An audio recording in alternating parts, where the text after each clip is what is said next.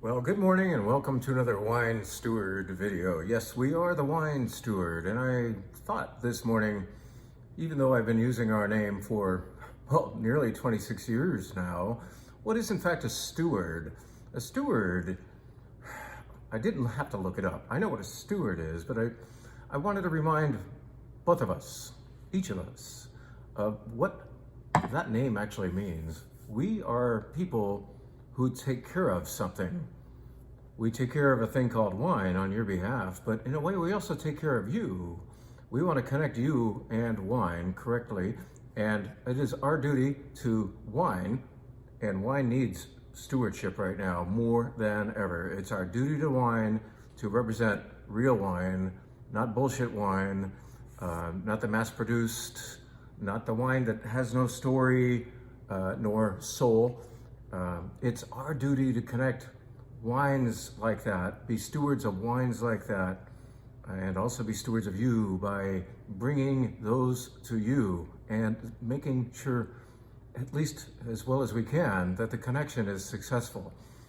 You know, you all have your druthers, but you also have, each of you, different levels of curiosity. You each have the capacity for growth, to widen your horizons. Some of you, you keep it kind of narrow, and you tend to drink the same style of wine all the time. Others of you, you want to listen a little bit more about what's next, what's out there, and what did the wine steward find?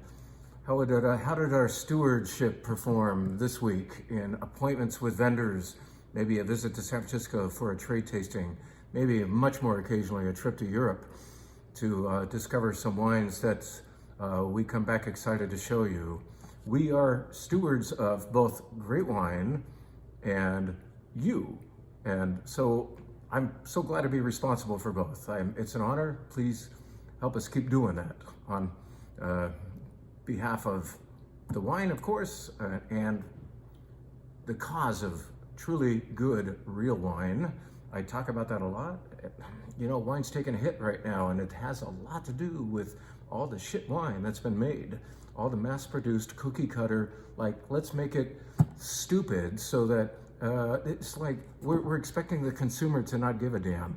And like, let's fabricate things so that they are immediately appeased. No, real wine happens in a place, and you can taste that place, you can enjoy the story of the culture, the location and all, and. So, there I go. This is not a wine. This thing is anything but a wine, but as you know, we're in the spirits business as well. So as I enjoy this very real wine from the Rhone Valley, which we're not carrying yet, but we will be. This comes from Rasteau in the southern Rhone Valley. Good stuff. It's had the cork out of it for 2 days on purpose. I want to see sometimes what a wine does with a little bit of abuse, and sometimes it says, thank you, oh, have another please. So this has been spanked with the abuse of oxidation and is grateful. How about that? Some wines are into punishment. Back to this, that is not a wine. This comes from the Netherlands, and it is an answer to something that we have a hard time getting. We are receiving an allocation of only 1, 2, or 3 bottles each month. Something rather famous among you lovers of mixology called chartreuse. Chartreuse, which is made in France by the Carthusian monks, remains limited in supply because they're the only ones making it, and they've decided to like clamp down on the production size. So maybe if you've been a bar for years and years and years, like we have not, I mean a beer bar serving spirits, then your allocation is healthier than ours. But the wine steward only gets a little bit every month, and it would be nice to have an alternative so that you could make a cocktail called The Last Word, even if you're out of chartreuse. The Last Word is in fact a cocktail that was developed in around 1910, right before Prohibition hit. And it kind of course, Prohibition killed it, and it reemerged at a bar in Seattle maybe only 20 or 30 years ago, and it is called The Last Word. It uses gin, it uses chartreuse, lime juice, and simple syrup, I believe. So those 4 components, equal parts of each, are combined to make a beautiful cocktail that has a nice kind of lively glowing green color because of chartreuse. Well, this is not chartreuse, but this is more readily available to us, and this is going to stay on the shelf whenever you're in the chartreusey mood. Now, I've mentioned a cocktail, a mixed drink, but this is so delicious as is chartreuse, and you can have it over the rocks and enjoy that full power of color. It's quite the glowing green. Might look a little surprising at first, but it's got a viscosity that is just so endearing. Character abounds. And so from this product that I can't really properly pronounce, Boomsma Klosterbitter, I don't know, I'm just faking it. I just do want to tell you that unless you're extremely particular, you're going to see no difference between this and chartreuse, and it costs less, and it's easier to get, and it's at the Wine Steward. All right, so get in on this stuff. By the way, it has history too. It was first devised by a monk up in this area of Europe 500 years ago. The recipe has been rediscovered, and now we can enjoy this interesting spirit. Let me show you something else from the spirits world. This is a pre-mixed, ready-to-drink cocktail for you, but you have one job in order to realize its beautiful possibilities, and that is to get a cocktail shaker out, fill it full of ice, and put in 1 drink's worth of this pre-mixed cocktail to make your espresso martini. That's kind of the rage right now, the espresso martini. There's a lot of those out there, and we carry probably a couple of other items like this. This is my favorite so far because it tastes real and it's not too sweet. It is, there's a little sugar in there like you might add to your coffee, but it tastes more like coffee than a really soupy or souped up, rich, sweet cocktail. It's the earthy coffee qualities prevail. If all you do is pour this into a cocktail shaker, shake, shake, shake, into a glass, maybe throw in a coffee bean, that would be fun, and observe the foam that is created by your shaking. So that's the nice thing too, it foams for you. You don't have to add any milk or cream or anything to achieve that nice foamy top to your drink in a cocktail glass. A martini glass would be nice for this. This is actually made in Ukiah, California by Charbet Espresso Cocktail. Ready to go. All you need is ice, a shaker, a chilled martini glass, and you're off to the races. We are, in fact, a wine steward. We've been talking about being stewards of wine. Let's tell you what our stewardship has recently achieved in the form of, let's just talk nothing more than about our wine bar white wine flight. So the wine bar menu changes absolutely every week to keep you regulars engaged and wondering what's happening at the Wine Steward up on the mezzanine this time around. Well, this is what's happening. I get a bunch of bottles upstairs. I choose what the flight is going to be, the white flight, the red flight, the wines by the glass, and so on, the sparkling wine of the week. And then I get up to the desk and I start uncorking or unscrewing, and wondering about sequence. The trick about choosing the sequence of 2-ounce pours, 5 across, is trying to let every wine have its say. It's very, very easy to drown out the next wine by what just happened in your mouth. So I've developed a few theories over the years of doing this, and I feel like what you shouldn't do necessarily all the time is build from light to heavy, but to actually go back and forth. And that surprises your palate by getting a pour of something lean and then something a little richer, and then back to lean to surprise the mouth again. A little electricity to restart the palate. At least that's, I think, working this time around. We're gonna have this wine with a chameleon on it.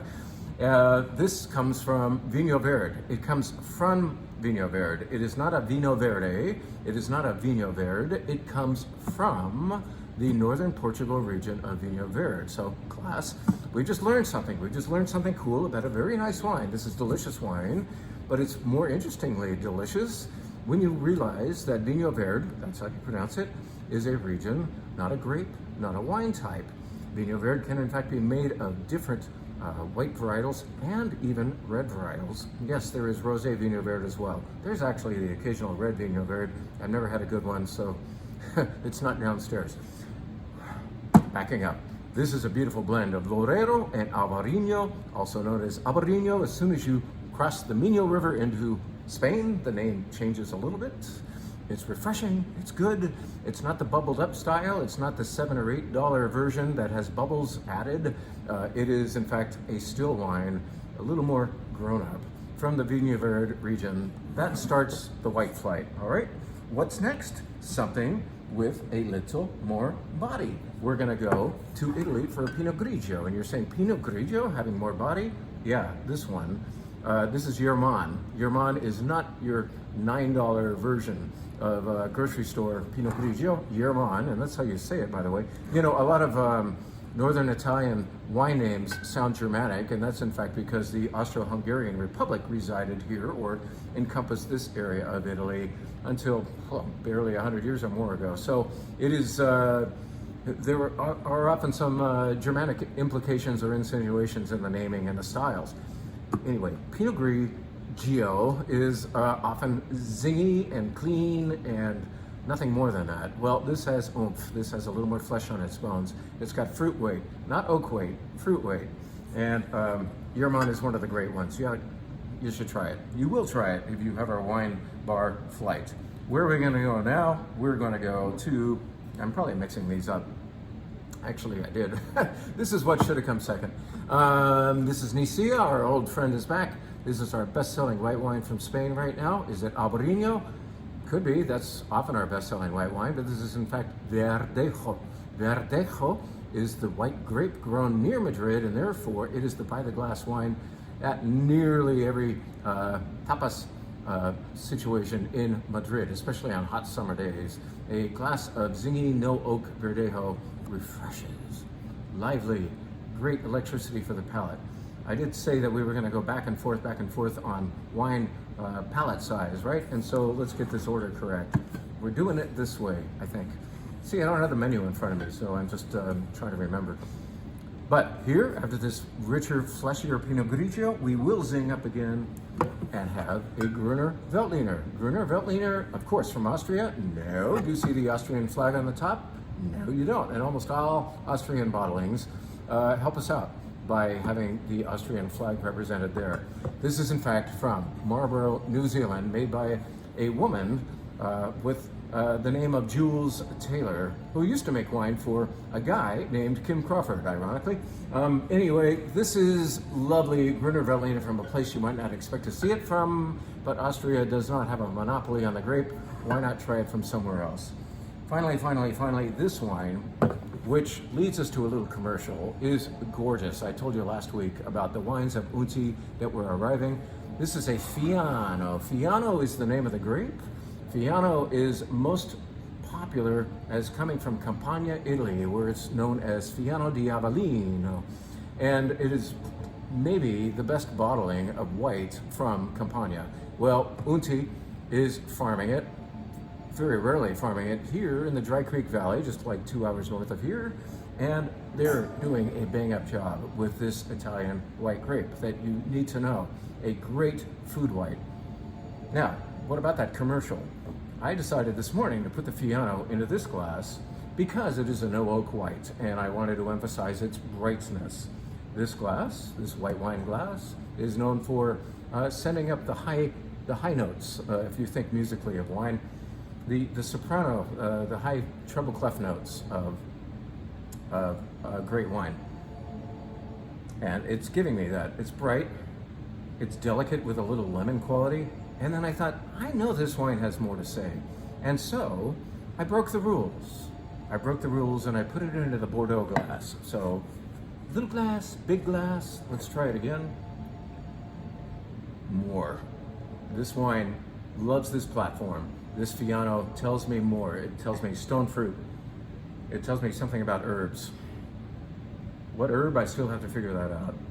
And what about a burnt lemon peel? I know we don't burn a lemon on purpose, but if you could imagine just a delicate angst of burnt lemon peel here. And what really counts, what this glass will deliver that this will not, is more body, because these Riedel glasses are actually designed not just to give you the right nose, but to make the wine land at the proper part of your tongue.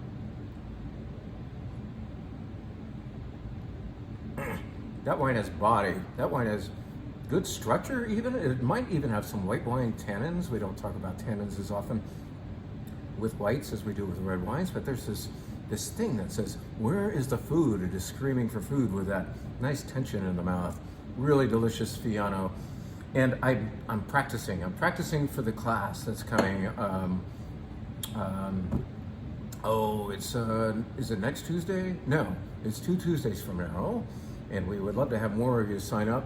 The more of you who understand that, yes, we're going to be talking about what stemware does to wine, but understand also that we're going to be using really, really good wine, probably 12 different wines to practice with. And we're going to discuss, we're going to think about, and also have a conversation about what each of us thinks about what glass shape works for what wine we're having. So we're not going to be mandating or be dogmatic about insisting that this is the right glass for this wine. We'd rather you realize that it is. And maybe you'll think, oh, maybe it's not. Anyway, there's somebody at the door. I think he's the technician who's going to help us with our fixing our cooler. So I got to go. But do consider that class coming up, that stemware appreciation class. And in the meantime, get up to our wine bar. Thank you very much for everything you're doing here. We appreciate it. We love you. We love being your stewards. And we love being the stewards of wine. We are dual stewards, I guess. Thanks again.